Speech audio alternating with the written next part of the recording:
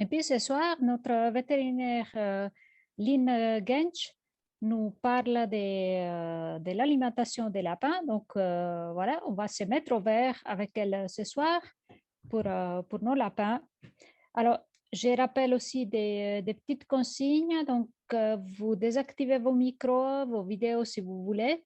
Et puis, moi, je dirais que vous pouvez poser vos questions tout à la fin dans les chats. Et puis, Dr. Gensch va y répondre à la fin de cette petite conférence. Allez, c'est parti. Donc, la parole à Lynn. Bonsoir, alors on va commencer par vous mettre la présentation. Voilà, pour me présenter en deux mots, donc Lynn Gensch, je suis une des vétérinaires de la Colline aux Lapins, des fondatrices depuis 10 ans dans cette super aventure. Je travaille au cabinet Amivet à Neuchâtel depuis bientôt 10 ans, avec un focus particulier sur les lapins, donc en fait tous les animaux de compagnie, mais c'est vrai que je me suis pas mal spécialisée dans les lapins ces dernières années. Et ce soir, j'avais vraiment à cœur de vous partager quelques pensées sur l'alimentation et en particulier par ce beau temps qu'il fait en ce moment, sur l'alimentation un petit peu plus naturelle, puis comment faire pour que nos lapins ils aient une alimentation qui les garde en bonne santé. C'est vraiment un des piliers de la bonne santé des lapins, d'avoir une bonne alimentation. Donc, ce soir, on se met au vert et on va regarder un petit peu 2-3 points sur l'alimentation du lapin. Tout d'abord, on va commencer avec juste cette petite slide sur le milieu naturel du lapin par rapport à ce que nous, on s'imagine. Nous, on a l'image du lapin dans une belle prairie grasse et verdoyante ou avec son bol de granulés. Évidemment, on n'oublie pas les carottes, hein. Bugs Bunny est toujours représenté avec sa carotte. En général, quand on voit un lapin, la carotte n'est pas loin. Donc, nous, sans trop réfléchir, on voit le lapin avec un bol de granulés, 2-3 carottes, et hop, tout va bien. Mais si on regarde à son cousin sauvage, parce qu'il ne faut pas oublier que le lapin domestique n'est pas très éloigné de son cousin qui vit dans la nature, on voit ceci. Le milieu naturel du lapin, ça par exemple, c'était lors de mes vacances au sud-ouest de la France, vers l'île d'Oléron. Ça, c'est le bord de la plage, ici, complètement sableux, avec de rares petits bosquets de verdure. Et là, au milieu, qui c'est qui vit? Le lapin de Garenne. Alors, il y avait ces traces ici, des petites grattées, avec des petites crottes. Ici, c'était les latrines. Et vous voyez, dans un environnement relativement pauvre, il y a quelques rares petites touffes d'herbe, il y a surtout des ronces. Là vivent les lapins de Garenne. Encore plus démonstratif, en Australie, là j'y suis aussi allée, hein, dans le Red Center en Australie. Je ne les ai pas vus pour de vrai, mais j'ai vu leurs crottes, donc ils étaient là. Les lapins vivent aussi dans cet environnement où il y a quelques petits buissons épineux, de temps en temps un petit peu d'herbe quand il pleut, mais c'est assez rare que ça arrive. Et pourtant, le lapin prolifère en Australie, si bien que ça a même été un gros problème là-bas, la colonisation et l'envahissement par les lapins. Mais pour le lapin, ce n'est pas du tout un problème de vivre dans ces conditions avec une nourriture très pauvre. Il arrive très très bien à se débrouiller avec ça. Je voulais vous faire un petit focus sur la dentition et sur un petit peu l'anatomie des lapins pour que vous vous rappeliez à quoi ça ressemble. Donc, le lapin, la formule dentaire, ça nous donne quelles dents il a et à quel endroit. Donc, il a en haut 4 incisives, 2 grandes et 2 petites qui se trouvent juste derrière. Ensuite, il n'a pas de canine, ni en haut ni en bas. Il a un espace ici sans dents qui s'appelle la diastème. Et ensuite, en haut, il a 3 prémolaires et 3 molaires. Et en bas, il n'a que 2 incisives, 2 prémolaires et 3 molaires. La particularité des lapins, c'est qu'ils ont des dents qui poussent toute leur vie. C'est des dents qu'on appelle élodontes et à racines ouvertes. Les incisives poussent de 1 à 2 mm par semaine, ce qui fait près d'un centimètre par mois. Et les molaires, derrière, les prémolaires et les molaires, qu'on appelle aussi les molariformes, poussent de 1 à 2 mm par mois. Des fois plus, ça dépend un tout petit peu de l'alimentation qu'ils ont. ces dents s'usent par un mouvement d'abrasion. C'est un petit peu dépendant de la nourriture qu'ils ont, mais plus dans le mouvement. Mais par exemple, les dents, elles vont s'user par un mouvement vraiment de frottement l'un contre l'autre, comme ça. Donc, le lapin va faire des mouvements en 8 en mangeant. Et au passage, il va frotter ses dents l'une contre l'autre, ce qui va permettre de mâcher les fibres, mais aussi d'user ses dents. Et c'est comme ça que est compensée cette usure, enfin cette pousse qui est assez importante au niveau de toutes ses dents. Les incisives qu'on voit, hein, c'est celles qu'on voit quand on retrousse les lèvres du lapin, servent principalement à couper et saisir les aliments. Donc ça, c'est par exemple justement le lapin qui va saisir des feuilles sur une branche d'arbre, qui va couper du foin. Et puis, ça sert aussi à se nettoyer ou à nettoyer le copain. Vraiment, ils vont utiliser ces incisives pour se pouiller, pour se nettoyer, s'enlever les poils morts. C'est donc à ça que vont servir les incisives. Tandis qu'après, on a ces grands espaces. Les lapins n'étant pas des prédateurs, ils n'ont pas besoin de canines pour manger leur proie. Et ensuite, on a un bloc. Les molaires et les prémolaires se ressemblent vraiment beaucoup chez le lapin. Il n'y a pas de différence particulière. Ça forme vraiment un bloc. Ici, ça forme une surface, on appelle ça des tables dentaires, qui vont servir à broyer les aliments. C'est-à-dire, on imagine tous un brin d'herbe. Le lapin va vraiment, par un mouvement de meule, venir décomposer en petits morceaux ces longues fibres. Au niveau de l'appareil digestif, le lapin a un très très long appareil digestif, jusqu'à 5 mètres. Donc pour un lapin comme ça, c'est vraiment long. Et l'estomac représente une grande partie. L'estomac, c'est un peu comme une poche que le lapin peut remplir, voilà, quand il va manger. Et puis après, petit à petit, elle va se vider, mais elle ne s'est jamais complètement vide chez le lapin parce qu'il mange très, très fréquemment dans la journée. Et il y a une petite chose qu'il faut savoir, c'est que le lapin ne peut pas vomir. Il a un sphincter à l'entrée de l'estomac qui fait qu'il ne peut pas régurgiter. Donc s'il mange, par exemple, quelque chose de toxique ou s'il a trop mangé, eh ben, l'estomac gonfle, gonfle, gonfle, mais ne peut pas se vider. On a aussi une particularité, donc après, comme nous, il y a l'intestin grêle, et après, on arrive au cécum, qui s'appelle chez nous l'appendice. Chez nous, il ne sert pas à grand-chose, mais chez le lapin, c'est toute cette partie-là. Il est vraiment très développé et il contient une flore bactérienne particulière qui lui permet de digérer les fibres qui sont contenues dans sa nourriture et que sinon, il ne pourrait pas utiliser et qui seraient perdues. Donc, il ne faut pas oublier que ces intestins sont très, très spécialisés pour la digestion des fibres. Et c'est comme ça qu'elles sont faites. Le lapin, pour ceux qui le savent ou ceux qui ne le savent pas, ont une particularité qui s'appelle la sécotrophie. La sécotrophie est un principe qui permet au lapin de réingérer certaines crottes, qui sont des crottes plutôt molles et luisantes, et qui contiennent beaucoup de vitamines et de protéines, directement à la sortie de l'anus. On pense qu'ils arrivent à les reconnaître grâce à l'odeur, parce qu'elles ont quand même une odeur assez forte et particulière. Et quand ils sentent ces crottes arriver, pouf, ils vont les chercher directement à la sortie de l'anus et ils les remangent. Pourquoi est-ce qu'ils font ça? C'est parce que le lapin de lui-même, il n'est pas capable de digérer les fibres longues. Alors, là, il y a un petit schéma. Ce qui va se passer, c'est quand il ingère des graminées, des feuilles, du foin, etc., ça va dans son estomac. Ensuite, il y a une partie, ce qui est digestible dans son alimentation, ce qui est les glucides, ce qui est les protéines, vont être résorbées dans l'intestin grêle, mais une grande partie des fibres vont aller dans le cécum, vont être, même dans le côlon, il y a un mécanisme qui ramène les petites fibres dans le cécum, et dans cette poche, il y a une digestion bactérienne qui se fait et qui permet de récupérer certains acides gras volatiles qui vont être utilisés comme carburant énergétique, si vous voulez. Et d'autre part, dans ces crottes, il y aura beaucoup de bactéries et quand le lapin va les émettre, il y aura aussi beaucoup de vitamines. Mais le problème, c'est que dans le sécom, ça ne peut pas être résorbé, ces protéines et ces vitamines. alors du coup, il doit réingérer pour qu'ensuite ça puisse se digérer dans l'estomac et résorber dans l'intestin grêle. C'est un peu le même principe que chez une vache.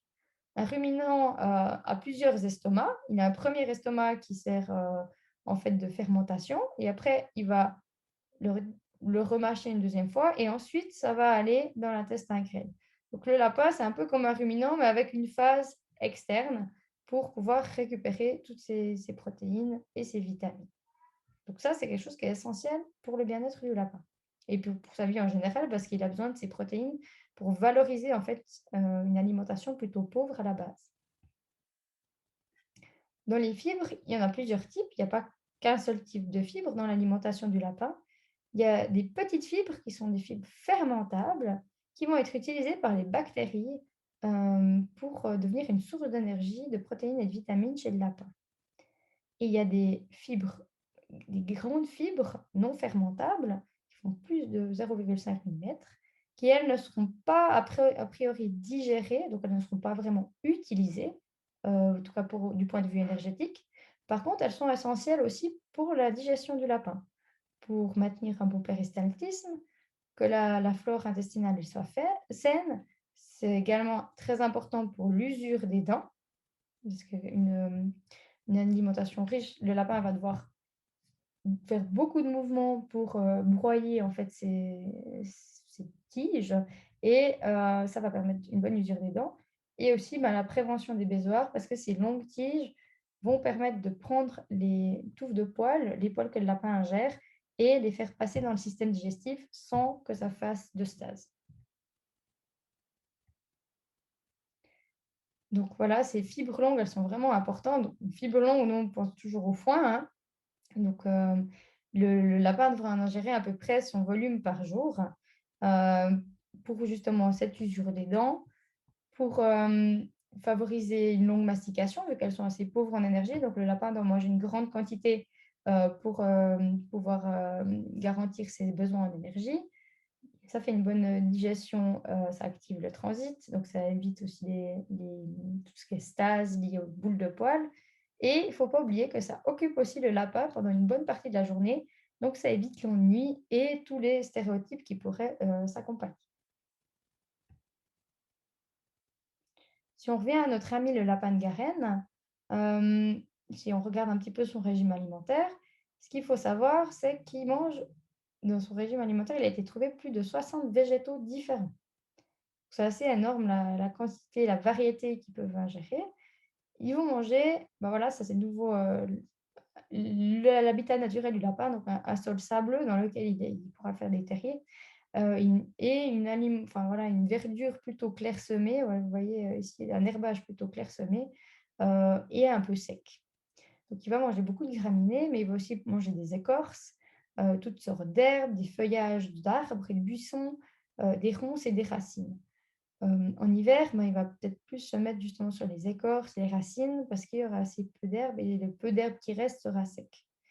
Si on observe au niveau de son comportement sauvage, il va souvent commencer par des graminées qui sont des fibres plutôt longues et peu digestibles. Puis après, il va aller sur des aliments plus riches en fin de repas. Et on a aussi remarqué qu'il avait une prédisposition pour rechercher des saveurs douces, ce qui est un petit peu sucré, il aime beaucoup ça. Ça, c'est plutôt un désavantage dans notre milieu domestique parce que des choses sucrées et douces, on en a beaucoup. Puis il va vraiment être attiré par ça parce que dans la nature, en fait, ça arrive assez peu qu'il trouve des choses sucrées et c'est sur des laps de temps très, très courts. Dans la nature aussi, quand la végétation est suffisamment abondante en été, le lapin passe finalement assez peu de temps à manger, environ 2 fois 30 minutes par jour. C'est pas énorme. Donc, il va aussi passer beaucoup de temps dans son terrier, après à digérer, à remanger ses sécotrophes. Donc, il peut finalement manger sur des assez courtes périodes. Moi, j'avais toujours en tête plutôt le cheval qui passe plutôt 14 heures par jour à manger. Le lapin, finalement, sur des périodes, il peut manger sur des périodes plutôt courtes. Après, si la végétation est moins abondante, évidemment, il doit faire plus de déplacements et puis ça va lui prendre plus de temps. Si si on se base un petit peu sur justement cette alimentation du lapin des Garennes, euh, on peut réfléchir à quel est l'aliment idéal. C'est un aliment qui est riche en fibres, donc fermentables et non fermentables, et plutôt pauvre en énergie. C'est un aliment qui va permettre à sa flore intestinale de bien fonctionner et puis de produire les éléments dont il a besoin. Un aliment qui use les dents, parce que ses dents, elles continuent à pousser toute sa vie, quoi qu'on fasse. Donc, il a besoin d'un aliment qui va l'aider à user ses dents. Un aliment qui l'occupe, parce que sinon il s'ennuie. Un aliment qui ne va pas apporter trop de calcium et un ratio entre le calcium et le phosphore, donc, où il y aura toujours plus de calcium que de phosphore. Ça, c'est pour la bonne santé des os de manière générale. Mais il faut faire aussi un petit peu attention au taux de calcium, surtout chez nos lapins domestiques, parce que tout ce qui est sec va avoir un taux de calcium assez élevé et peut provoquer des problèmes urinaires.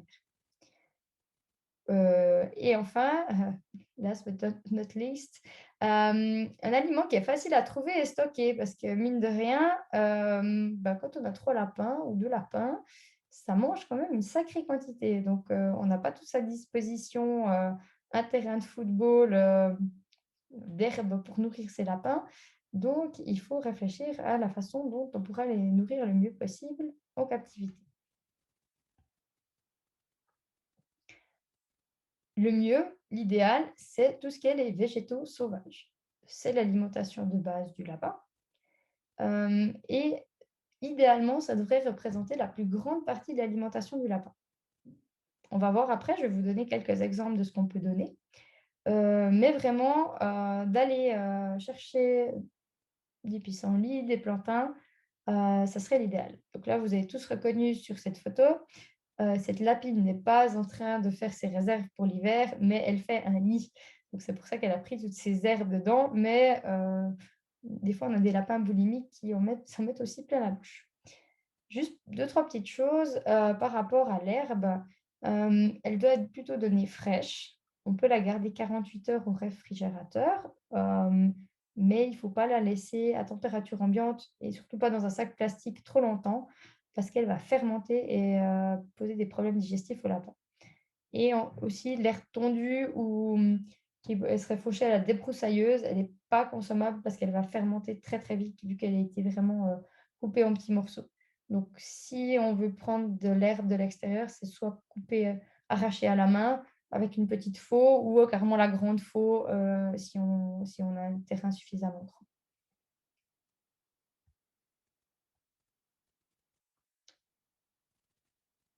Peut-être, voilà, on peut faire selon plusieurs possibilités. On peut imaginer si on a un gros jardin, laisser son lapin aller. Moi, mes lapins, par exemple, j'en ai 3, ils vont se balader dans le jardin et ils vont simplement aller manger l'herbe, brouter l'herbe durant la journée d'eux-mêmes. Donc, il y a une partie de leur alimentation pendant la belle saison qu'ils vont assurer eux-mêmes. Alors, ça, c'est mon gazon. Mon mari a à cœur d'avoir un beau gazon à l'anglaise, bien taillé, avec pas de mauvaises herbes, ce qui fait le grand malheur de mes lapins parce que c'est vraiment pas varié du tout. Donc, ils ont en gros un type de graminées. L'idéal, c'est évidemment d'avoir une prairie fleurie qu'on laisse plutôt en friche. Et ça, il y aura beaucoup plus de diversité de végétaux différents et qui feront le bonheur de vos lapins. Donc, en ayant un jardin avec une prairie variée, on pourra assurer déjà une bonne partie de l'alimentation de son lapin. Ici, mon joli gazon à l'anglais, c'est plus pour les occuper parce qu'ils aiment bien ça, plus que pour les nourrir. Parce que s'ils n'avaient que ça à disposition, ça serait un petit peu pauvre en variété et puis en nutriments. Évidemment, ce qu'on peut faire si on n'a pas de jardin à disposition, c'est aller faire la cueillette à l'extérieur, donc en allant se balader. On peut trouver vraiment une grande quantité de végétaux sauvages autour de chez nous, qu'on trouve simplement lors de ces promenades. Et puis là, je vais vous proposer un petit herbier des différentes plantes qu'on peut donner pour les lapins, qu'on peut retrouver facilement. Ce que je vous conseille, c'est de vous faire une petite liste avec les plantes que vous connaissez et au fur et à mesure d'en rajouter, plutôt que d'apprendre que celles qui sont toxiques, parce qu'il y en a vraiment un énorme panel. Et puis sinon, vous allez toujours vous demander, ah, mais est-ce que celle-là elle est toxique ou pas? Tandis que si vous avez au moins vos 10-15 plantes que vous reconnaissez, peut-être au bout d'un moment, ça deviendra plus. Vous savez exactement lesquelles vous pouvez prendre et lesquelles il faut éviter. Puis évidemment, bah, il y a le côté aussi pour nous des balades qui nous permettent de faire un petit peu notre sport. Donc, c'est bénéfique pour les lapins et pour notre santé à nous.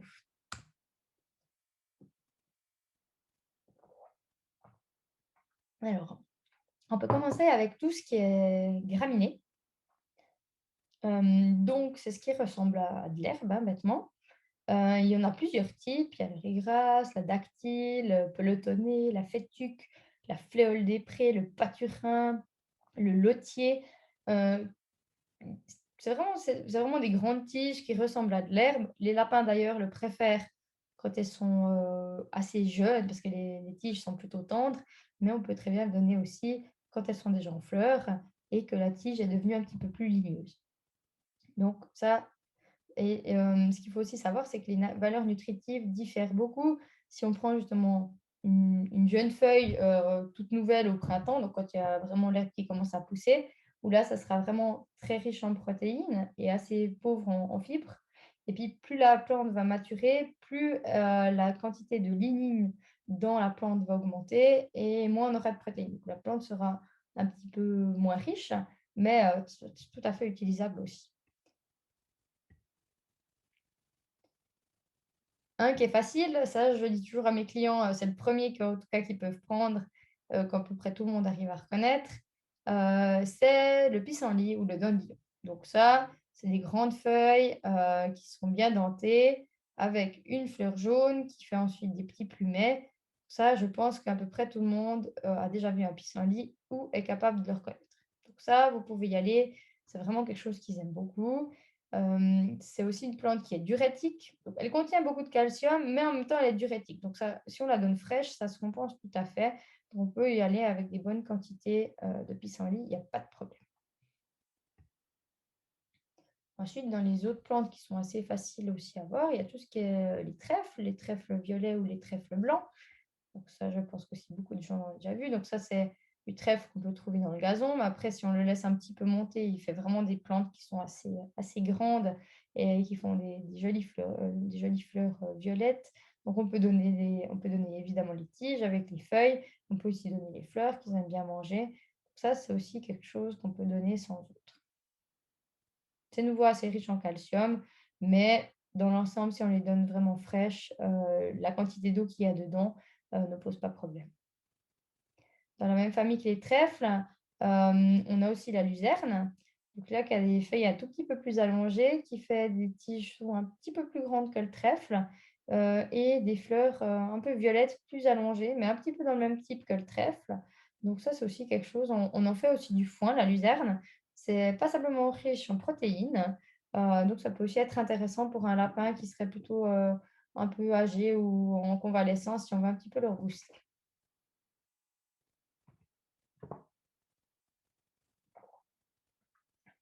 Dans les autres végétaux qu'on peut trouver, on a le plantain. Le plantain, on a la version commune hein, qui fait des feuilles assez rondes. Elles sont un petit peu grasses, les feuilles, elles sont assez épaisses. Le plantain lancéolé qui lui fait plutôt des feuilles comme des lances, plutôt longues et fines. Les deux font des fleurs blanchâtres assez longues. Et donc, on peut les reconnaître aussi grâce à ça. Ça, les lapins, ça fait des fois vraiment des très longues tiges comme ça. Les lapins les aiment beaucoup aussi. Ça peut aussi être, ça a des propriétés antihistaminiques.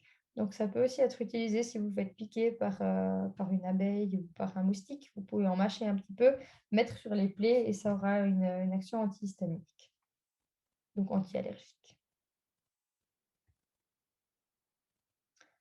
Ensuite, on a les ronces, donc aussi les mûres, hein, c'est pareil. C'est la version sauvage.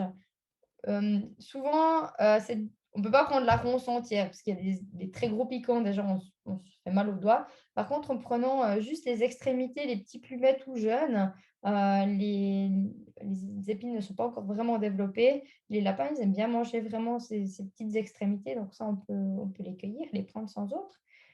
Tout ce qui est framboisier, il y a pas de problème. On en trouve aussi donc du framboisier sauvage, hein, on en trouve dans la nature. Et le fraisier, ben, on va souvent trouver de la fraise des bois, en lisière. Au fur et à mesure, vous allez savoir où, quand quelle zone vous allez pouvoir trouver quel type de plante. C'est vrai que, par exemple, ben, les framboisiers, on va plutôt les trouver, en forêt, de même que les fraises, ou en tout cas en bordure, là où c'est un tout petit peu, plus à l'ombre. Les ronces, on peut les trouver, là où il y a pas mal de soleil. Mais chaque plante a un petit peu ses préférences. Donc en allant vous balader, vous saurez au fur et à mesure à quel endroit vous avez, de la chance de trouver, telle ou telle plante. Au niveau des arbres, un qui est très facile, puis ça c'est vraiment le basique du lapin, parce qu'ils adorent ronger aussi les petites branches, c'est tout ce qui est noisetier. Ça fait des feuilles et enfin, des tiges assez fines, donc les lapins, ils aiment bien les ronger, ils aiment bien manger les feuilles. C'est quelque chose qu'on trouve en abondance, en tout cas en Suisse, dans n'importe quelle forêt où vous allez trouver du noisetier. Donc là, vous pouvez prendre, les branches avec les feuilles. Et puis les lapins, ils adorent ça. Donc ça, vous pouvez y aller sans autre. Dans le même type, de plantes qu'on trouve aussi par chez nous, il y a le charme. Ça, c'est un arbre aussi qui, des fois, compose des haies. Nous, on a une haie de charmille chez nous. Les lapins adorent la manger. D'ailleurs, on a dû protéger tous les arbres en bas par les gaines parce qu'ils avaient à peu près tout rongé. Hem et ça fait des toutes petites dentelures, hein, donc c'est vraiment une feuille ovale avec, le bout en pointe et de toutes petites, dentelures, hein, très fines autour, et pas de poils, contrairement au hêtre qui a des poils. Le hêtre, on peut le donner aussi. Après, je ne vous ai pas mis tout ce qui était possible, hein, parce que sinon on y passait, la nuit, mais celui-là, c'est un qui est facile à reconnaître et qu'on trouve assez, fréquemment. Ensuite, on a l'achillée millefeuille. Alors l'achillée millefeuille, c'est facile à reconnaître parce qu'il y a une tige avec plein de toutes petites feuilles dessus. C'est un peu tout dufteux comme ça quand on caresse, ça fait tout doux. Ça, on en trouve aussi, ça peut faire soit des amas un peu à ras-le-sol, puis après quand, ça mature puis que ça fait des fleurs, ça peut vraiment aller, faire des énormes corolles avec, les fleurs composées comme ça, des ombelles, assez grandes. Là, on peut aussi donner les fleurs, pourquoi pas, mais c'est surtout les feuilles que les lapins, vont apprécier. Ça, ils aiment beaucoup aussi, on peut y aller et on en trouve facilement. Il faut des fois regarder un petit peu à ras le sol, parce qu'elle est pas forcément beaucoup en hauteur. De même avec la pimprenelle. La pimprenelle, c'est une plante d'ailleurs ça on peut la manger, c'est très bon. On peut se faire des petits toasts, avec un petit peu de beurre, un petit peu de fleur de sel, puis hacher un petit peu de pimprenelle, mettre dessus. Ça a un petit peu un goût, légèrement d'artichaut. C'est très bon, donc si vous en trouvez, vous pouvez faire moitié-moitié avec les lapins. Donc c'est une grande feuille composée avec plein de petites feuilles qui sont, ondulées sur le bord, qui ont aussi un peu une odeur, ouais, un petit peu d'artichaut comme ça quand on les cueille, qui est assez agréable. Ça, c'est la pimprenelle. Dans les choses un peu plus grandes, ça en général, ça fait plutôt des feuilles assez imposantes, hein, donc facilement, cette taille. On a la berce commune qui fait une feuille composée comme ça aussi avec plusieurs, feuilles en patte d'ours un peu. Ça s'appelle aussi la patte d'ours ou l'herbe au lapin. Donc ça, c'est quelque chose que les lapins aiment bien. Au début, on se dit: «C'est un peu bizarre» parce que la feuille est un tout petit peu dufteuse. Je me dis: «Bof, est-ce que les lapins, ils vont aimer?» Mais c'est quelque chose qu'ils apprécient vraiment. Je vous montrerai une vidéo après. Ça peut faire des énormes fleurs comme ça. On les trouve dans des endroits un tout petit peu plus humides ou un tout petit peu plus en montagne. Mais ça, c'est aussi quelque chose que les lapins, ils aiment beaucoup. Bon, la photo était peut-être un tout petit peu petite, mais si jamais, vous pourrez aussi aller regarder sur internet. C'est une plante qui s'appelle le mouron des oiseaux, qui est un petit peu grasse, qui forme un tapis assez bas, qui peut faire des petites fleurs blanches comme ça, qui va en faire, au fil de la saison, qui s'arrache assez facilement Et ça, les lapins, ils aiment bien aussi le manger. Ça se trouve à plusieurs endroits. Et enfin, alors c'est pas une vraie carotte parce on pourrait donner la racine, mais elle est pas très longue, hein, elle est pas comme nos carottes industrielles. Mais c'est la carotte sauvage. Donc aussi, on retrouve un petit peu la structure d'une fan de carotte, avec aussi de nouveau des magnifiques grandes ombelles blanches. Ça, le lapin apprécie beaucoup le goût, qui ressemble un petit peu à notre carotte, mais en version sauvage. Donc on va surtout privilégier la feuille, mais on peut aussi très bien donner la racine. En général, il va tout manger. Là, je vous ai mis l'adresse d'un herbier où il y a quelques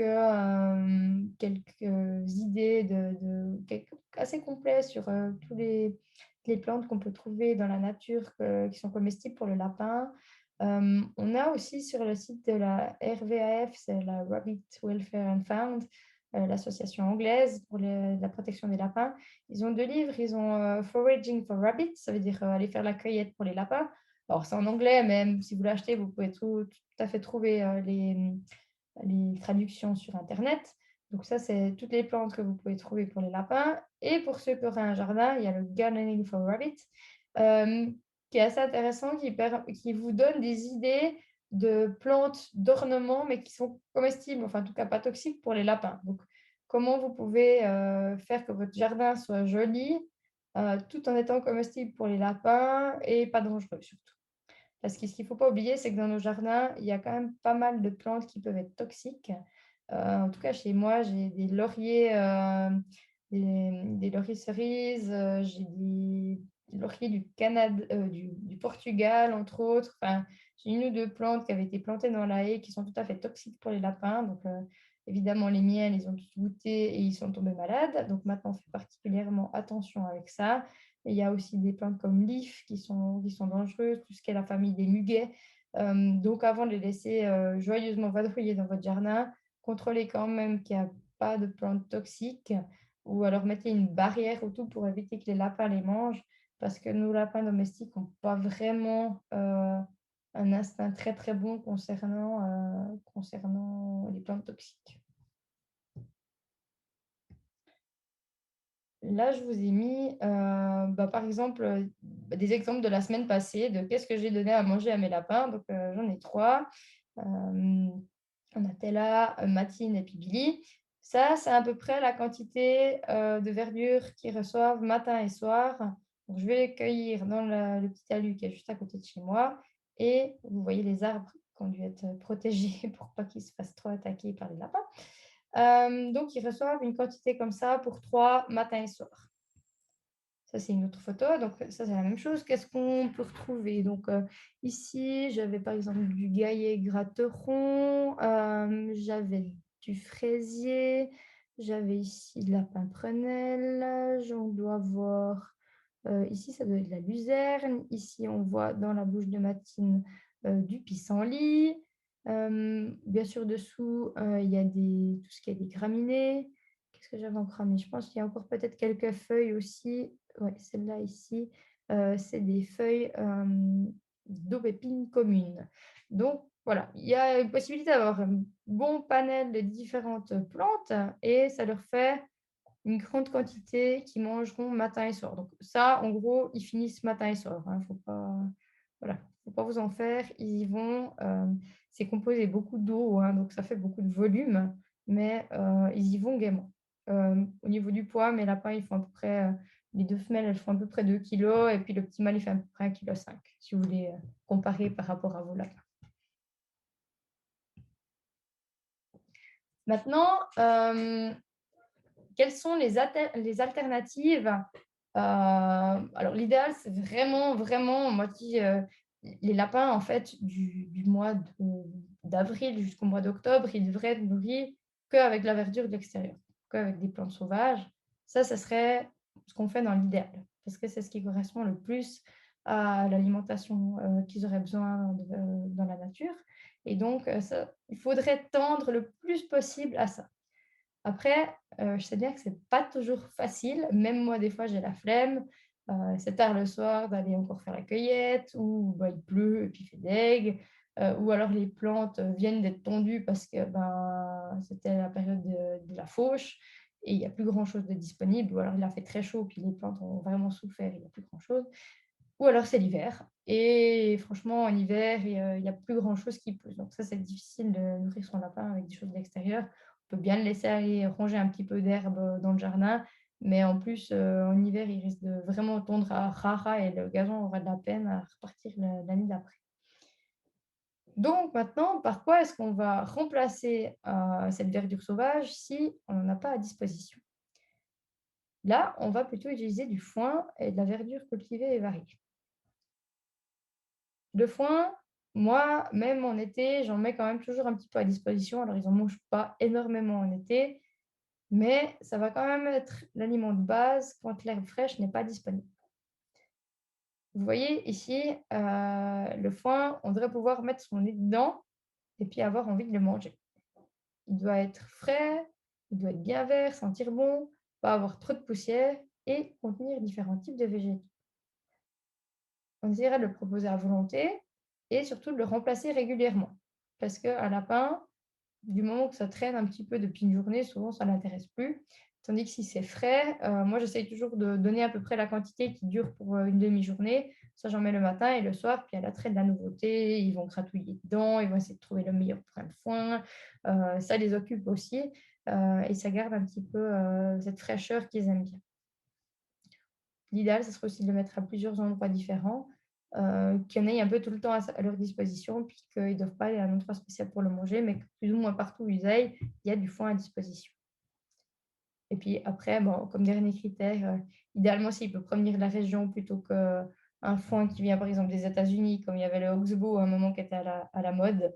Alors c'est un bon foin, mais de faire venir depuis les États-Unis, ça me paraît un petit peu aberrant, alors qu'on a, en tout cas en Suisse, beaucoup de paysans, ou même autour des villes, chez qui on peut aller chercher son foin et que ça coûte beaucoup, beaucoup, beaucoup moins cher que si on l'achète en grande surface.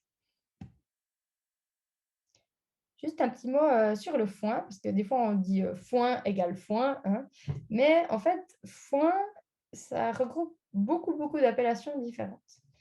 On peut avoir du foin de première coupe, qui est donc le foin qu'on va avoir, c'est la première fois qu'il est coupé dans l'année. Il sera relativement ligneux, ça dépend un petit peu à quel moment il va être coupé, hein, mais s'il est déjà en fleurs, ça peut être un foin assez peu riche. Et on a le regain, qui est la coupe d'automne, qui lui, il sera bien plus riche en calcium et en protéines, parce que en fait, ça sera la repousse de l'herbe, donc elle sera beaucoup plus fine et elle aura fait beaucoup moins de lignine. On a aussi un type d'enrubanné, de préfané ou d'hay-ledge. C'est, vous savez, les grandes bottes qu'on peut voir qui sont enroulées dans un plastique qu'on peut voir dans les champs. Donc ça sera un foin qui a été un petit peu séché sur un champ, mais qui a été enroulé encore humide et qui va donc légèrement fermenter pour se conserver. C'est aussi pour ça que c'est important qu'il soit bien non fermé, emballé pour ne pas moisir. Et après, il y a l'ensilage, qui est la version encore plus humide. Là, il est vraiment peu séché. Puis là, ça donnera quelque chose qui est très, très humide. Voilà, si on regarde, ça, c'est la teneur en matière sèche. De l'herbe fraîche, c'est à peu près 80% d'eau. Donc là, on passe par exemple à 30 à 50% de matière sèche. Donc ça fait 70 à 50% d'eau. Et puis le préfané, on est à peu près à ces eaux-là.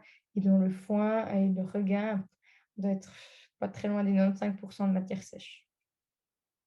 Il y a différents types de foin aussi. Il y a ceux qui sont séchés sur le sol, ceux qui sont séchés à l'air chaud ou à l'air froid. Ça, la plupart du temps, en tout cas en Suisse, c'est du séché au sol, mais des fois, on peut trouver d'autres types de foin qui sont séchés différemment. Donc, forcément, un, un petit peu moins écologique, on va dire, s'ils ont été séchés à l'air. Et puis, on peut avoir des foins qui sont des prairies variées, où il y a un petit peu de tout ce qui se trouvait dans la prairie, ou parfois on peut trouver des foins de monoculture, ça peut être des foins, surtout on a la fléole et la luzerne en général qu'on peut trouver en monoforage. C'est pas hyper intéressant, ça peut de temps en temps être utilisé pour des lapins qui auraient des problèmes de santé particuliers, Mais sinon, autant prendre un foin finalement qui est assez riche et assez complet avec plusieurs types de végétaux. C'est aussi plus intéressant pour les lapins. Et bah, nouveau comme avec nos graminées tout à l'heure, plus un végétal il vieillit, plus sa teneur en lignine elle augmente et plus sa teneur en protéines diminue. Donc ça, c'est peut-être à savoir. Un foin qui sera prévu pour les chevaux, par exemple, il sera moins riche qu'un foin qui est prévu pour les vaches.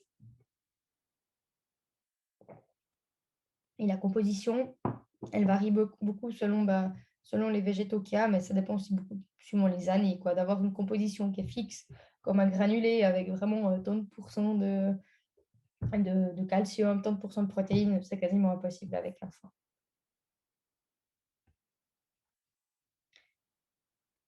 Le foin, on l'a toujours, enfin en tout cas moi depuis que je me suis intéressée au lapin, donc une dizaine d'années, ça a toujours été l'aliment idéal. Donc c'était le lapin doit manger du foin. Donc moi aussi au début, je disais à mes clients: «Vous pouvez leur donner que du foin, ça va très bien».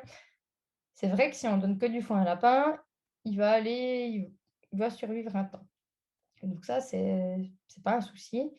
Par contre, ce qu'il faut imaginer avec le foin, c'est quand même que c'est très dur, la structure, vu que ça a été séché par rapport à de l'herbe fraîche. Le lapin, dans la nature, il est fait pour manger de l'herbe fraîche. Donc, qui est certes une tige, qui est certes ligneuse, mais qui contient beaucoup d'eau. Et bah, je sais pas, vous avez sûrement déjà essayé de prendre un brin de graminé ou un brin de foin, c'est quand même pas la même dureté pour les dents. Donc, sur le long terme, pour un lapin qui serait prédisposé un peu à avoir des problèmes dentaires, parce qu'il a un petit peu des légères malocclusions, des légères malpositions des dents génétiques, de manger beaucoup de foin, ça peut être problématique. On a aussi beaucoup de petits, comme c'est dur, de petits restes alimentaires qui peuvent se mettre entre les dents ou au niveau de la gencive et puis favoriser un déchaussement des dents et puis gentiment, l'apparition aussi, d'abcès dentaires. Chez des lapins, évidemment, qui auraient des prédispositions. Mais il faut y penser et puis dans la nature, le lapin vraiment mange de l'herbe pendant toute l'année, des choses plutôt sèches, il les aura que pendant les mois d'hiver. Donc idéalement, pendant les mois d'hiver, OK d'avoir du foin, mais le reste du temps, le maximum de choses humides et de verdure. Au niveau de la verdure cultivée, donc l'idée, c'est toujours de se rapprocher le plus de ce qui ressemble à de l'herbe. Donc, dans nos belles verdures, ce qui va se rapprocher le plus, c'est des verdures, donc des feuillages vert foncé. Ce qui est bien, c'est de varier avec au moins 5 végétaux différents par semaine. Et tout ça, ça permet de diversifier les goûts. Donc, les lapins, ils vont aller un petit peu fouiller dans leurs gamelles, trouver ce qu'ils préfèrent en premier, etc. Ça fera un super bon apport d'eau. Donc, les lapins ne seront pas déshydratés. Le transit sera bien humidifié aussi. Donc, on aura moins de problèmes avec des stases liées un peu à un contenu intestinal un petit peu sec. Et ça amènera aussi beaucoup de vitamines. Donc, ça, c'est vraiment chouette. Donc, ça, c'est l'idéal à donner. Et puis,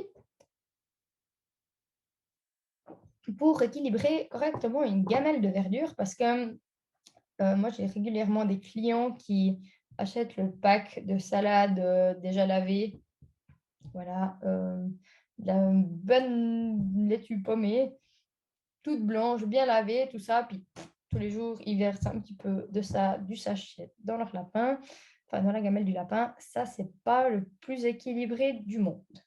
Donc, on va regarder un petit peu comment on peut faire pour que ça soit relativement équilibré au niveau d'une gamelle.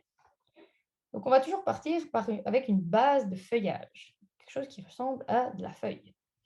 On peut avoir différents types de salades. On a les romaines, les batavias, les feuilles de chêne, les lolos, les doucettes, les roquettes, tout ce qui est salade à tondre ou méclin. Donc là, en tout cas, au niveau des types de salades, en plus, maintenant, on en trouve vraiment de plus en plus de variétés différentes. On peut y aller. La seule qu'il faut un tout petit peu éviter, c'est la laitue pommée, qui contient pas mal une substance un peu blanchâtre, qui contient du laudanum, qu'on évite et puis qui est moins intéressante nutritivement parlant parce qu'elle est un petit peu plus cassante. Après, si vous en donnez de temps en temps, ça ne va pas poser trop de problème, mais les nourrir que avec ça, c'est peut-être pas forcément l'idéal. Après, on a toute la famille des chicorées, tout ce qui est les scaroles, les frisées. Donc ça, c'est aussi des salades, hein, les scaroles et les frisées, mais qui font partie de la famille des chicorées. Les endives, la trévise, La Catalogne ressemble passablement à des grandes feuilles de pissenlit. Ça, on en trouve aussi de plus en plus. Et le grumolo qui ressemble un peu à un petit plantain, comme ça fait des petites feuilles et tout. Chaque fois au marché, on me demande comment est-ce que je vais les cuisiner. J'en sais rien, c'est pour mes lapins. Donc, je ne sais pas. Mais en tout cas, ça se trouve, et puis les lapins aiment bien. On a tout ce qui est les fans. Donc, les fans, c'est les feuilles. En ce moment, on en a beaucoup. On a les fans de carottes, alors ça, ils adorent, hein, évidemment. Les fans de radis, les fans de choux-pommes, les fans de betteraves. Donc, si vous arrivez à trouver ce genre de légumes avec les feuilles, vous donnez les feuilles au lapin et vous mangez le légume. D'ailleurs, les lapins n'aiment pas trop les radis. Il y a des gens qui me demandent, c'est pas toxique, mais ils n'apprécient pas vraiment. On a aussi le céleri branche, qui est vraiment. Les lapins, ce qu'ils préfèrent, c'est évidemment les feuilles. Nous, on va plutôt manger la tige, donc c'est un bon compromis. On a ce qu'est les côtes de bête, les épinards, les pousses de tatsoi. Ça ressemble un tout petit peu au pak choi, mais en plus feuillu. J'ai découvert ça dans mes paniers de légumes dernièrement. Du coup, mais les lapins aiment bien. Moi, je n'ai pas encore découvert comment les cuisiner, mais les lapins aiment bien. Et enfin, on a des fois ce qui est. Voilà, il y a aussi toujours dans notre univers ces choux. On se dit toujours attention, les choux, ça va faire gonfler le lapin, c'est toxique, il faut surtout pas en donner. Alors, les choux blancs et les choux rouges, ça n'a pas trop d'intérêt nutritif. Donc, ça, il faudrait effectivement éviter.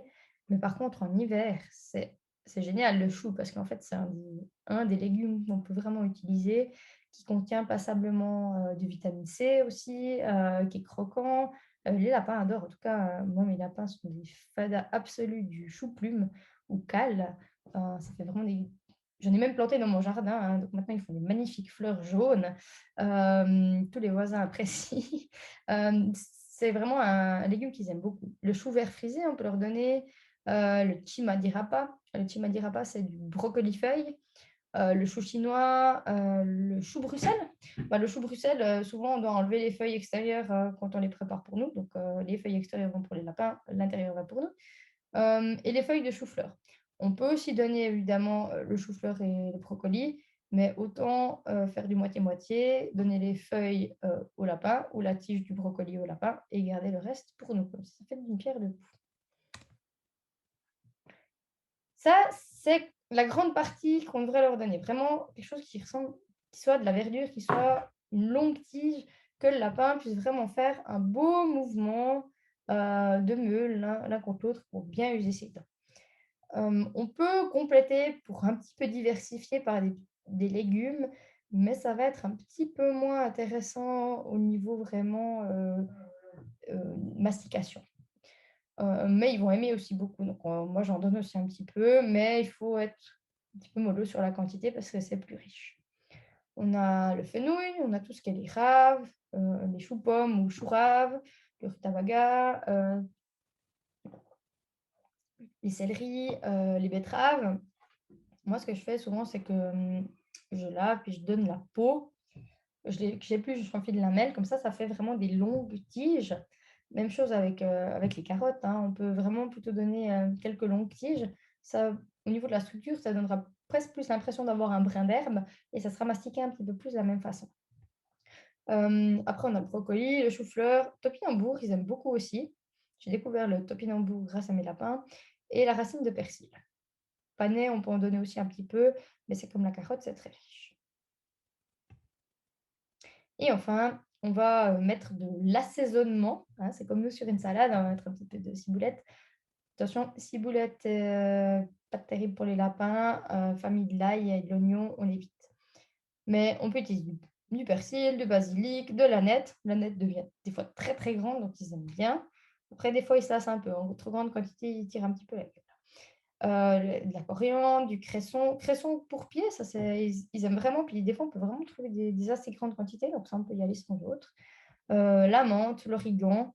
Après, on peut aussi donner du romarin, de la sauge. C'est un petit peu plus fort en goût, donc ils vont en manger un peu moins. Mais pourquoi pas si vous avez des longues tiges de romarin que vous avez coupées de votre romarin parce qu'il est énorme, histoire vécue, vous pouvez en donner à vos lapins, puis ils vont en ronger un petit peu Et puis après, ben, vous débarrassez le reste. Mais c'est assez peu probable qu'ils mangent tout. Moi, je disais toujours que je faisais des petits bouquets garnis pour mes lapins. C'est vrai qu'ils apprécient pas mal. Ça, c'est un exemple de gamelle que j'ai fait l'autre soir pour mes lapins pour vous montrer. Donc, ça, c'est la taille d'une gamelle pour chien, à peu près, à peu près comme ça, donc pleine.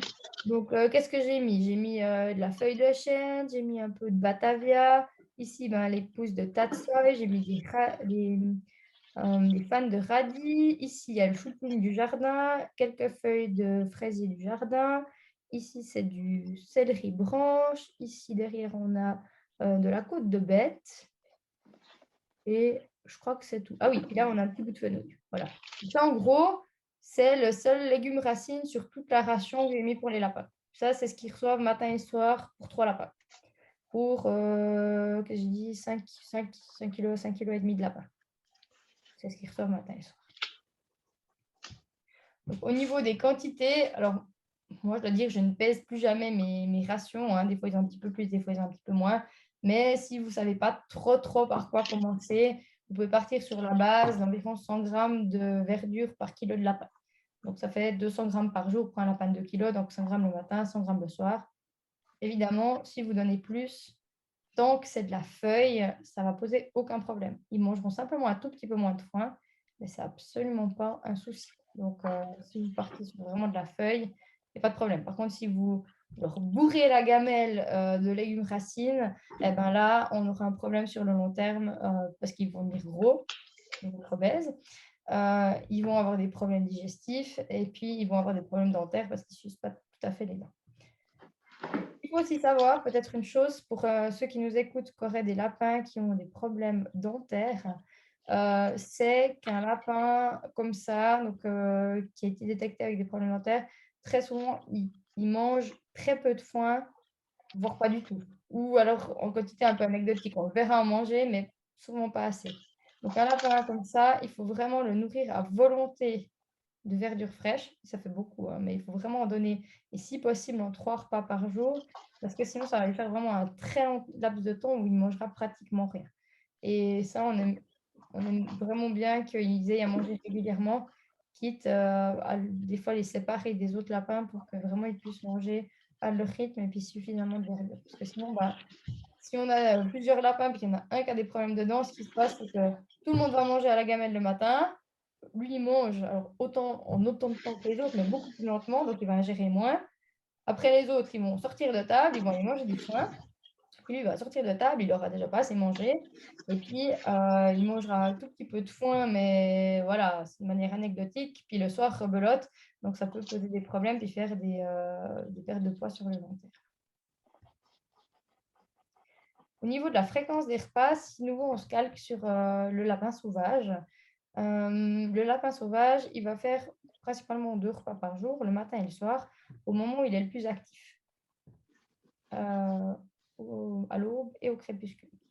Durant le reste de la journée, ils vont pas mal se reposer dans leur terrier. D'ailleurs, souvent, on le voit, nos lapins, en milieu de journée, ils ne sont pas hyper actifs. Hein. Disons qu'ils vont pas mal faire la sieste.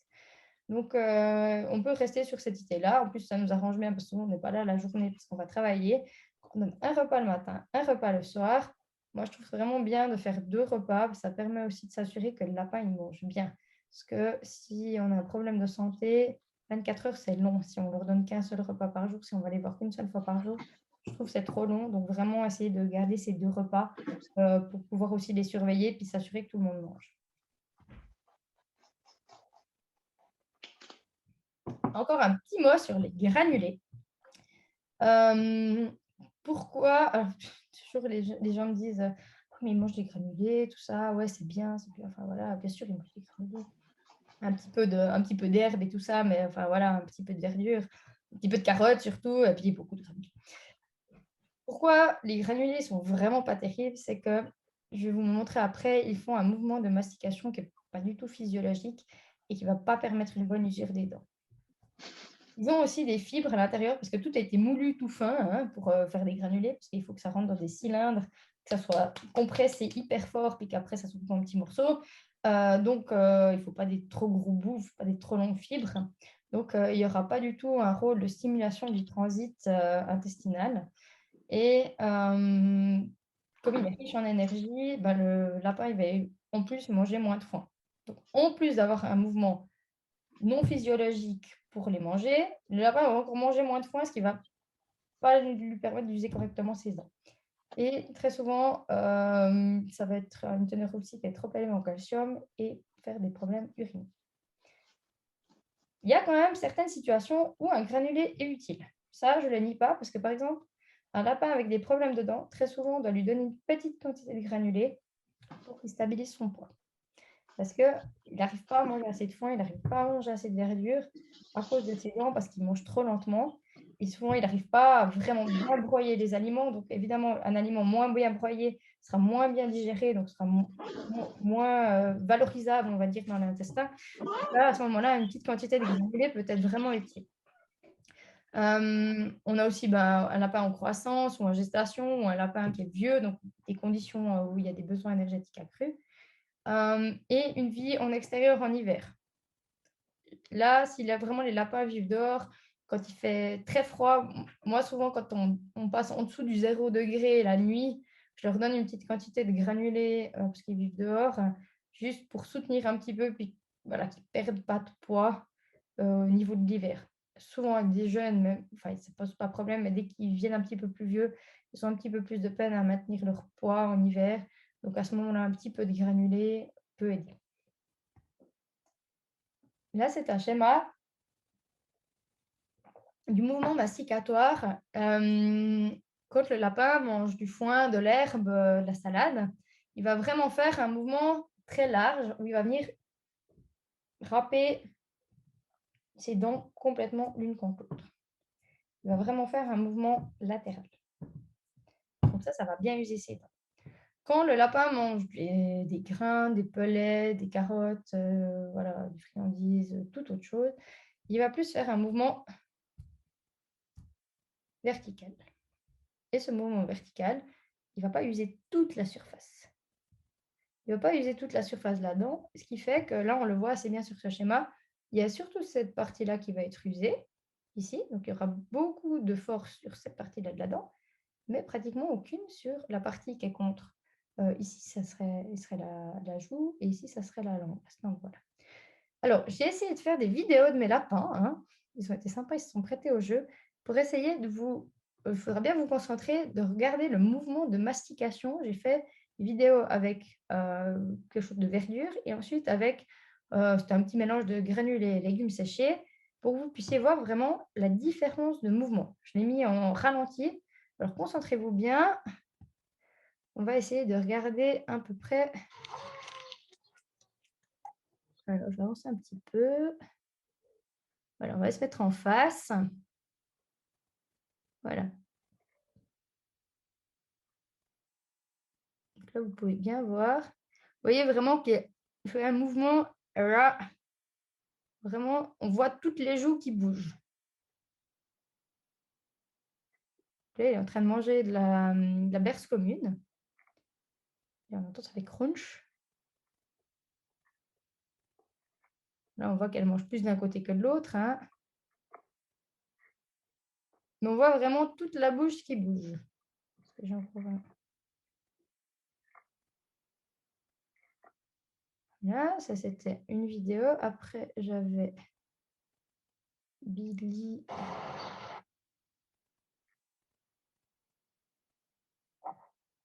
Alors, chez lui, on voit vraiment bien.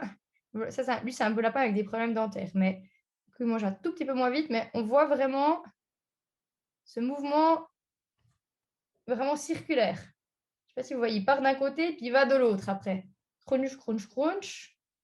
Je vois vraiment, hop, que ça bouge d'un côté à l'autre en un mouvement circulaire. Maintenant, on va essayer de voir si j'avais... Tac. 0,45. Tac. Vous voyez comment il ouvre beaucoup plus la bouche vers le bas. On voit juste en bas, on voit vraiment sa bouche qui s'ouvre plus vers le bas. Et puis après, on en avait encore un petit peu avec l'autre.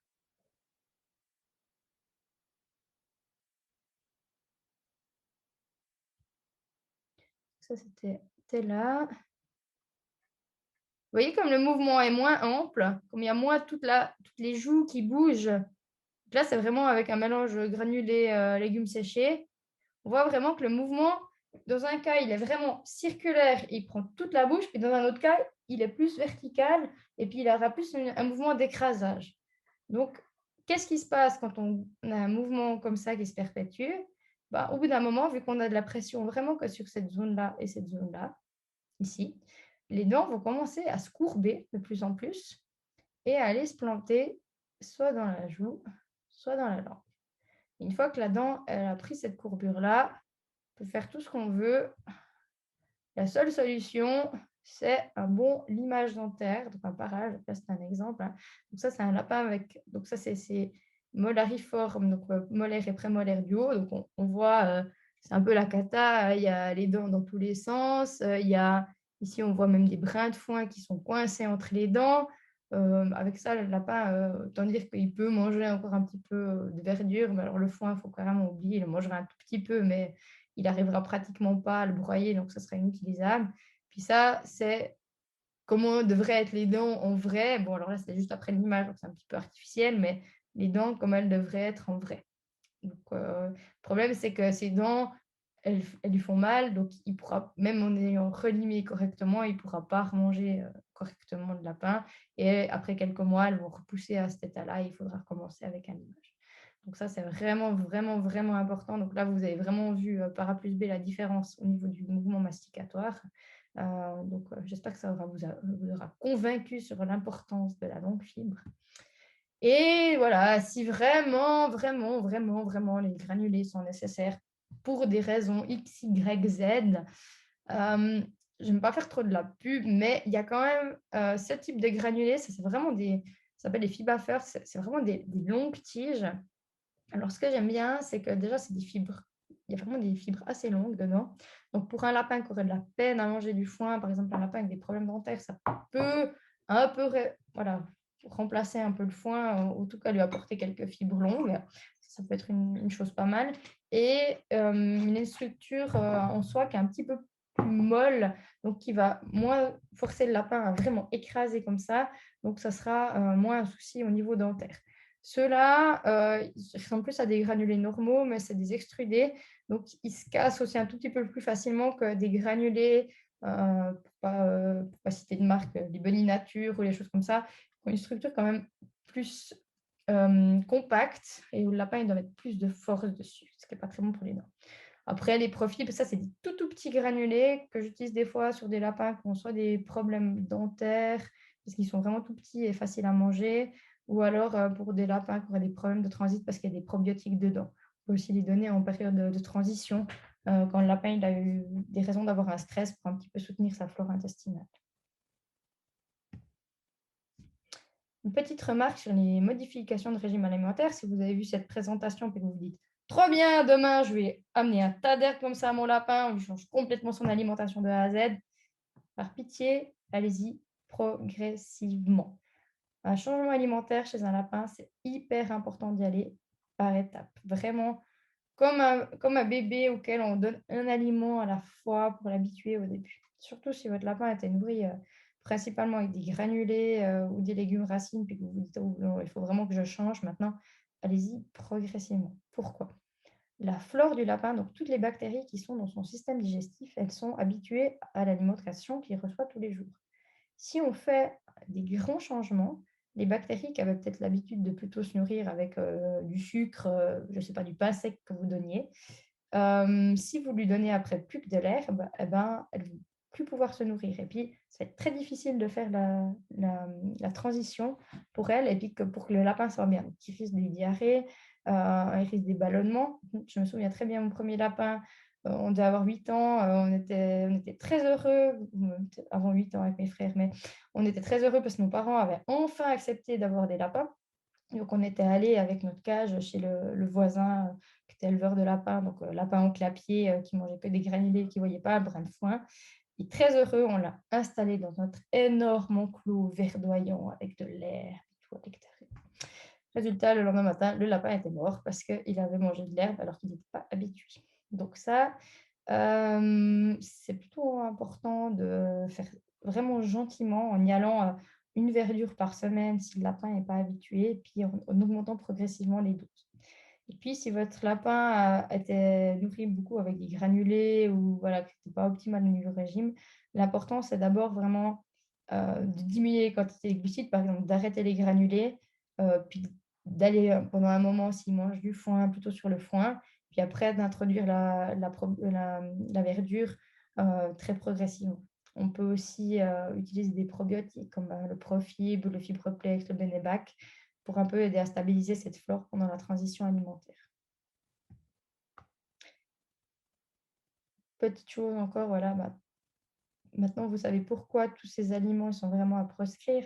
C'est parce que ils empêchent une bonne mastication, une bonne usure des dents, une bonne digestion de manière générale. Donc, tout ce qui contient des céréales, tout ce qui, voilà, céréales de manière générale, du sucre, des choses comme ça n'a rien à faire dans l'alimentation du lapin.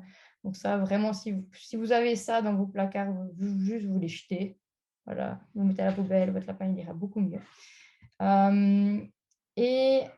Attention, surtout maintenant en été, faites extrêmement attention avec les plants de tomates. Parce que j'ai eu un client il y a 2 ans qui avait des plants de tomates sur son balcon. Le lapin a mangé quelques feuilles.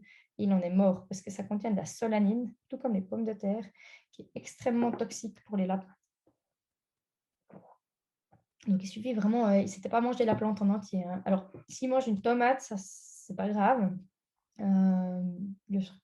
C'est pas nutritivement parlant, c'est pas intéressant, mais c'est pas grave. Par contre, les feuilles, même les tiges, hein, des tomates grappes, par exemple, ça faut vraiment pas donner au lapin, c'est vraiment très toxique. Tout ce qui est poireaux, ail, oignon, ça faut éviter aussi parce que ça peut faire des anémies. Le lapin, il y a des substances dedans qui peuvent provoquer justement la destruction des globules rouges.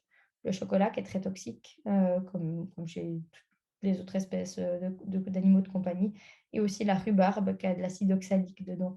Donc il ne faut pas donner non plus. Même si on peut se dire, ah bah tiens, c'est vert foncé, comme le poireau, hein, c'est vert foncé, bah ça fait un peu partie des exceptions qu'il ne faut pas donner. Donc, si on résume tout ça, la ration alimentaire type de votre lapin, dans l'idéal, ça ressemble à ça. Un grand tas d'herbes matin et soir. Vraiment, on peut y aller, hein. Frais, ça peut se garder, comme je vous disais, 48 heures au frigo sans souci, si vous n'avez pas le temps d'aller tous les jours faire la cueillette. Mais par contre, ça demanderait un volume quand même assez important, hein. On a déménagé il y a 3 ans, j'ai dû faire mettre un frigo exprès énorme. Ils voulaient tous me mettre un frigo avec les 3 tiroirs de congélation. J'ai dit, moi j'ai besoin de beaucoup de place pour mettre les légumes des lapins. Donc on a 3 tiroirs qui ne sont pas pour la congélation, mais qui sont pour mettre les légumes des lapins. Et ça suffit, ouais, même pas pour une semaine. En général, on tient 5 jours avec les 3, les 3 bacs remplis. Donc oui, ça mange des quantités assez faramineuses. Si malheureusement, pour X ou Y raison, il n'y a pas d'accès à l'herbe, on va toujours donner du foin à disposition. Avec l'eau, ça j'en parle même pas, mais ça, l'eau, ils doivent toujours en avoir, hein. Matin et soir, de la verdure fraîche, surtout des feuillages vert foncé, environ 100 grammes par kilo par jour. Ici, on voit aussi qu'il y avait des fans de chou-pomme, chou-rave, qu'ils aiment aussi beaucoup. Et puis, la partie du haut, ça, c'est vraiment c'est le chocolat avec le café, hein. C'est les friandises, les granulés, les carottes, les fruits. Après, rien n'empêche, maintenant, c'est la saison des fraises, de donner une petite fraise de temps en temps, hein. Vos lapins, ils seront hyper contents. Moi, je donne toujours les queues des fraises. Comme ça. Nous, on mange les fraises. Les lapins mangent les queues. Ça, il y a un petit peu de verdure quand même. C'est pas que de la fraise. Ouais, ils adorent ça. Un petit bout de carotte, un petit bout de pomme, un pruneau. Franchement, un pruneau en automne, c'est leur grand bonheur, quoi. Ils partent avec leur pruneau dans la bouche, ils courent partout. Mais pas tous les jours et en petite quantité. On ne va pas donner une carotte entière à un lapin. Ça, c'est une aberration. Une fois le jour de ton anniversaire, encore si vous voulez, mais c'est vraiment pas quelque chose qu'il faut faire tous les jours. Même chose aussi avec les légumes et fruits séchés. Herbes séchées, il faut aussi y aller avec parcimonie parce que c'est très riche en calcium vu que c'est séché. Donc, autant donner du frais.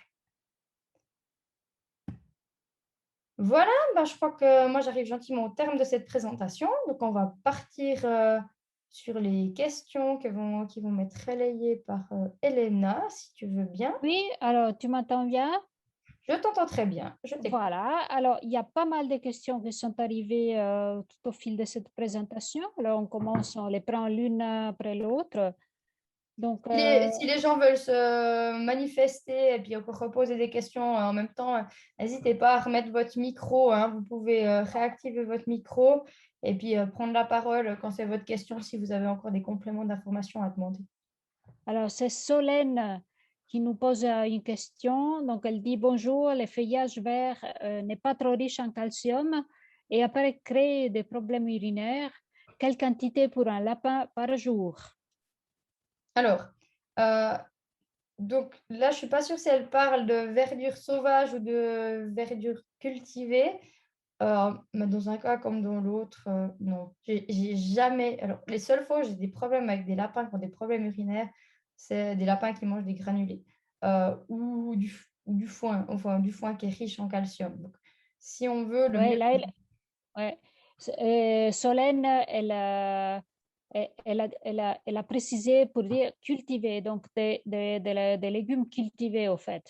Oui, bah, c'est aussi pour ça que c'est enfin, que l'avantage de donner plusieurs végétaux différents, ça va un petit peu niveler. Si on met que du persil, par exemple, qui est assez riche en calcium, ou de l'épinard, si on ne donne que ça, puis qu'on en donne 1 kilo, c'est clair que ça va être déséquilibré. Mais en combinant au moins 5 différents types de verdures et légumes par semaine, on arrive à niveler un petit peu ça, puis ça pose franchement pas de problème du tout. Mais il ne faudrait pas peut-être nourrir son lapin qu'avec de la coriandre.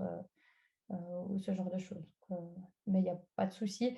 Et puis, ce qu'il ne faut pas oublier, c'est que on parle toujours de ce calcium, mais pas assez de calcium, c'est encore pire pour les animaux parce que là, ils vont avoir des problèmes au niveau des os qui vont se déminéraliser. Si on a plus de phosphore dans l'alimentation que de calcium, on va avoir des déminéralisations. Et d'ailleurs, une des théories pourquoi nos lapins domestiques ont autant de problèmes dentaires, c'est que ils n'ont pas assez de calcium dans l'alimentation et ils n'ont pas assez d'ultraviolet, qui fait qu'ils ne fixent pas correctement le calcium et qu'ils ont des problèmes de déminéralisation osseuse. Donc, le calcium, tant que ça vient de quelque chose de frais, j'y ferai vraiment pas attention. Et puis finalement, les problèmes avec le calcium, on a vu, on l'a plutôt avec les granulés et pas avec une alimentation de type naturel. Donc, Tout à fait. voilà. Alors, Irinis, euh, bonsoir Irinis. Donc, j'aimerais vous remercier énormément car depuis que vous nous avez conseillé du feuillage vert foncé pour notre lapin qui a des soucis pour manger du foin, il n'en mange quasi jamais. Il dévore au moins 4 heures par jour toutes sortes de feuillages et n'a pas eu besoin depuis plus de 6 mois de se faire limer les dents. Donc, merci Irinis pour ces témoignages. Mhm. Après, on a Edil. Donc, j'avais lu sur plusieurs sites recommandés que les choux n'étaient pas recommandés pour les lapins ou alors en toute petite quantité. Faux. Mais de nouveau, il ne faut pas donner le chou entier directement, parce que si on donne le chou entier directement, ça peut faire des gaz. Après, ça peut arriver qu'un lapin sur 100 supporte pas bien le chou, hein. Voilà, c'est comme chez nous, hein, il y a des individualités quand même. Donc, si vous voyez que vraiment votre lapin, il a l'air inconfortable, il gonfle ou bien il fait des crottes un peu molles après avoir mangé du chou, peut-être insistez pas. Mais franchement, honnêtement, moi, je donne 4-5 feuilles de chou par jour en hiver parce que les lapins, ils adorent ça et ça pose aucun problème. Alors, Nathalie, n'y a-t-il pas un risque de contamination avec les végétaux sauvages? Faut-il juste les laver ou les faire tremper avec du vinaigre? Alors, personnellement, je lave rien du tout. Rien du tout. Non, parce que ça me. Non. Déjà, en tout cas, alors je parle pour la Suisse, hein. En Suisse, on n'a pas de lapins sauvages, donc les transmissions par des lapins sauvages, voilà, c'est niet. Éventuellement, vous pourriez théoriquement ramener quelques tiques qui ne sont pas hyper graves pour le lapin, mais bon, à la limite, vraiment, si vous voulez, vous pouvez rincer à l'eau avant de donner. Il n'y a aucun souci. D'ailleurs, en parlant de ça, certaines personnes recommandent de donner les feuilles et tout, enfin, tout ce qui est de verdure bien sec, sans aucune trace d'humidité. Honnêtement, lapin dans la nature, il va manger son herbe avec de la rosée dessus et ça lui pose aucun souci. Donc, si c'est un petit peu humide, par contre, ce qu'il ne faut pas, c'est par exemple laver votre verdure, puis après la stocker dans un sac plastique et tout, là, humide, là, ça risque de poser un peu problème. Euh, Qu'est-ce que c'était quoi le début de la question? Ah oui, les contaminations. Donc, ouais, il faut juste éviter peut-être juste le bord du chemin où il y a tous les chiens qui auront pissé. Donc, éloignez-vous d'un petit mètre. Et puis, juste la bordure du champ qui vient d'être traité. Mais on a assez d'espace vert pour trouver. Voilà. Puis, dans la nature, le lapin, il n'y a personne qui lui lave son herbe, hein. Donc, j'ai encore jamais. Pourtant, alors, je sonne beaucoup de lapins, là, donc, puis régulièrement, on leur fait des coprologies, mais encore, j'ai jamais eu de contamination par des choses externes. Après, si on allait sur une pâture de vaches, on pourrait imaginer, j'ai eu une fois une lapine de ferme qui avait des fasciola hepatica, c'est la petite douve du foie des vaches, je crois aussi des moutons, que j'ai retrouvé chez un lapin. C'était un lapin de ferme, donc j'imagine qu'il y a eu un peu des contaminations croisées à ce niveau-là. Mais sinon, c'est tout. Voilà. Après, on a toujours Edil qui avait posé la question sur les choux, qui dit, mon lapin est un lapro de 3 mois et je lui donne des granulés pour junior. C'est bien ou pas? Euh, c'est bien en petite quantité. Les lapros, j'ai eu par le passé eu l'expérience de biberonner des lapros qui avaient été abandonnés à 2 jours, qui avaient été récupérés par Elena, puis j'en avais 3. Euh, Dès qu'ils ont pu manger, ils avaient une quinzaine de jours à peu près, je pense, 15 jours, 3 semaines. En fait, j'ai commencé à leur proposer des herbes du dehors, parce que moi, c'était ce qui était le plus logique, des herbes toutes fines et tout. Ils ont commencé en fait leur alimentation avec ça, et ça n'a absolument jamais posé problème. Plutôt même, je dirais, si vous n'avez pas encore introduit vraiment la verdure, essayez plutôt de diminuer les granulés pour gentiment introduire la verdure. Parce que si on mange beaucoup de granulés et qu'on introduit trop de verdure, on a des risques d'avoir des diarrhées. Il y a Nike qui demande, bonjour, faut-il couper les végétaux? Où peut-on donner, par exemple, les feuilles de salade entières? Merci pour toutes ces informations. Moi, je les donne entières. Le lapin, il sait très bien se débrouiller, il tire chacun à bout, ils y vont, il n'y a aucun souci. Dans la nature, de nouveau, les feuilles ne sont pas coupées. La seule exception, c'est si vous avez un lapin qui a des incisives qui ont dû être retirées parce qu'il avait une malocclusion, donc un lapin qui n'a plus d'incisives. Là, c'est parfois nécessaire de couper en plus petits morceaux. Certains lapins avec des problèmes de dents, éventuellement, mais ça reste des cas extrêmement rares. Les lapins, ils se débrouillent très, très, très, très bien avec leurs dents. Alors, on a encore Nathalie. Est-ce qu'on peut donner de l'herbe à chat à des lapins quand on n'a pas de jardin? Est-ce que c'est bon pour eux?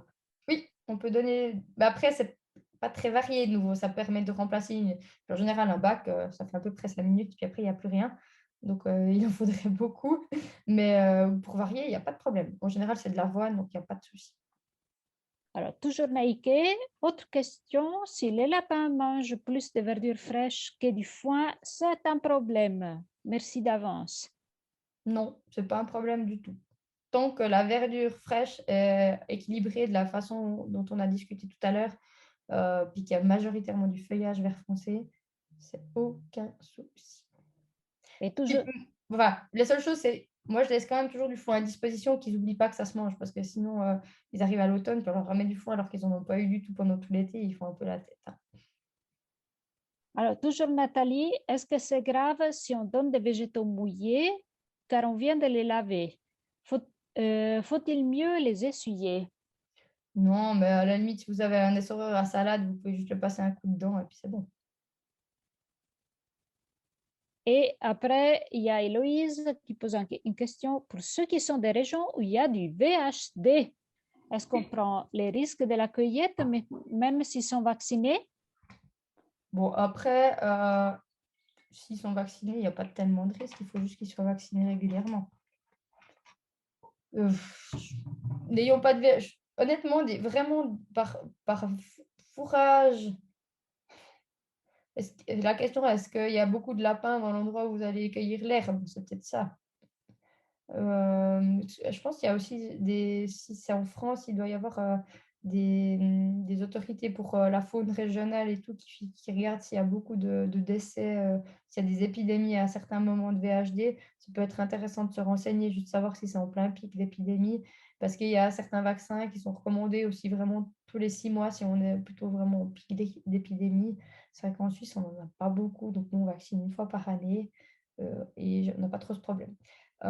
Éventuellement à demander aux autorités, je pense, de la reconnaissance de la faune locale, si eux, ils ont connaissance justement de pics d'épidémie, puis d'éviter peut-être d'aller ramasser juste à proximité des terriers et des lapins s'il y a des soucis à ce niveau-là. Alors, Sophie remercie infiniment de toutes ces informations précieuses. Cela évite bien des erreurs involontaires. Puis, on a encore Edil qui nous dit que nous actuellement, ils mangent des légumes. Donc, c'était l'apéro des 3 mois. Ils mangent... alors, attends, c'est où maintenant? Ils mangent des légumes plus un peu de granulés. Et puis Nathalie, est-ce bien de leur donner des mélanges d'herbes et fleurs séchées? Mes lapins sont très friands et m'en réclament souvent, 1 à 2 poignées par jour. Oui, Merci alors beaucoup pour ça, c'est cette trop. conférence. Ça, c'est clair que c'est trop, 1 à 2 poignées par jour, parce que c'est vraiment très riche en calcium. Ça, ils risquent d'avoir des problèmes. Donc, et puis, ils vont, voilà, un petit peu, oui. Bon, après, ça dépend aussi de quelle herbe séchée c'est. Si c'est de l'avoine et de la feuille de noisetier, ça va encore. Si c'est des tiges de persil, c'est extrêmement riche en calcium. Donc, ça, faudrait éviter. Je dirais, de manière générale, que ça soit granulé. Ou herbes séchées, 1 cuillère à soupe par jour, c'est vraiment le maximum qu'il faut viser. Par jour et Voilà. par lapin, donc. Alors, Héloïse, Peut-être pas cumuler les herbes séchées plus les granulés, là, ça fait beaucoup. C'est soit l'un, soit l'autre. alors, Héloïse nous fournit un complément d'information. Donc, elle nous avait posté la question sur la VHD. Et puis, je dis, c'est ça, je suis en France et vers chez moi, il y a des épidémies. On voit des lapins morts dans les champs. Oui, bon, après, voilà, de nouveau, pas aller forcément. Dans ce cas-là, peut-être ça vaut la peine quand même de rincer un coup la verdure avant de la donner. Et puis de ne pas juste cueillir à proximité. Voilà, Eh bien, faire vacciner ces lapins. Voilà, et bien vacciner, c'est lapin, ça c'est clair. Et encore Neike qui dit une dernière et j'arrête, promis. Alors Neike, vous pouvez poser toutes les questions qui vous viennent à l'esprit, il n'y a pas de problème. Savez-vous si l'arbre des kiwis est comestible pour les lapins? Le kiwi. Alors ça, de tête, non, je ne sais pas. J'aurais plutôt tendance à dire que non, mais non, alors je sais pas par cœur. Mais il y a des super listes sur Internet, vous allez trouver forcément. Mais je suis pas sûre non plus, je l'ai pas vu Bon, spécialement dans la liste. les fruits, je crois qu'on peut donner sans Oui. autre. Donc, les fruits, il n'y a pas de souci. Alors, après l'arbre, je ne sais pas. Et d'après mon expérience, il faut quand même faire attention parce que parfois, on peut donner le fruit. Par exemple, l'abricot, le, le fruit, l'abricot, on peut donner, mais la branche de l'abricotier est très toxique, donc on ne va pas la donner. Donc, oui, ça vaut toujours la peine de se renseigner parce que parfois on peut donner vraiment les fruits, il n'y a pas de souci, mais l'arbre, il peut être toxique. Voilà. Est-ce qu'il y a d'autres questions? Voilà, c'est maintenant ou jamais.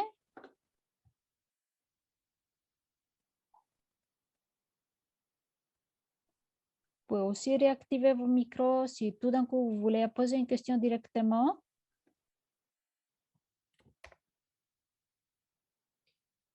Je crois qu'il y avait une question sur le lupin, j'ai vu. C'est possible? Lupin, je n'ai pas vu. Non, a priori, le lupin, c'est pas comestible. Donc, je ne donnerai pas du lupin.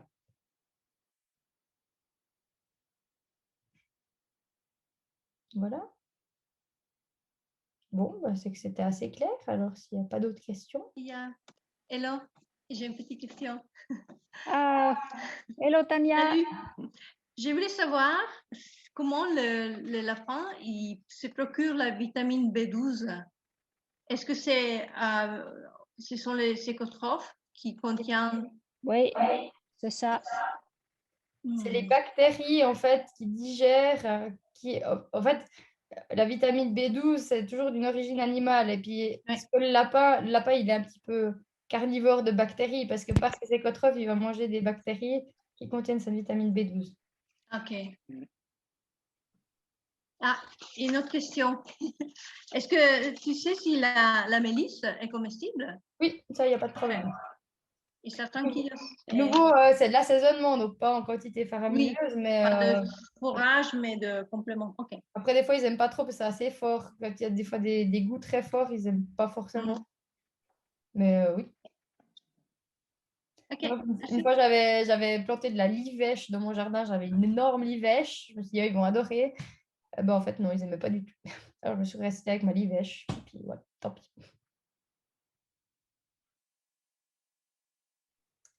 Je vais essayer aussi avec la livèche. Merci. Est-ce qu'il y a d'autres questions pour notre vétérinaire?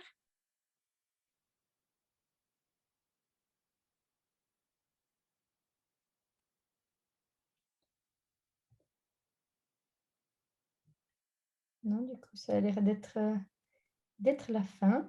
Voilà. Si ce n'est pas le cas, ben voilà, on pourra quitter la conférence. Alors, vous allez recevoir le lien aussi pour la revoir au fait, sur YouTube. Et puis, si vous avez des questions, n'hésitez pas à les poser aussi par email, etc. On va essayer d'y répondre. En tout cas, un grand merci à tous les participants. Et puis, on vous souhaite une bonne soirée et caresse à tous vos lapins. Et surtout, une grosse ration de verdure pour tout le monde maintenant. Ils doivent tous être impatients d'attendre que vous ayez fini votre conférence pour avoir leur souper.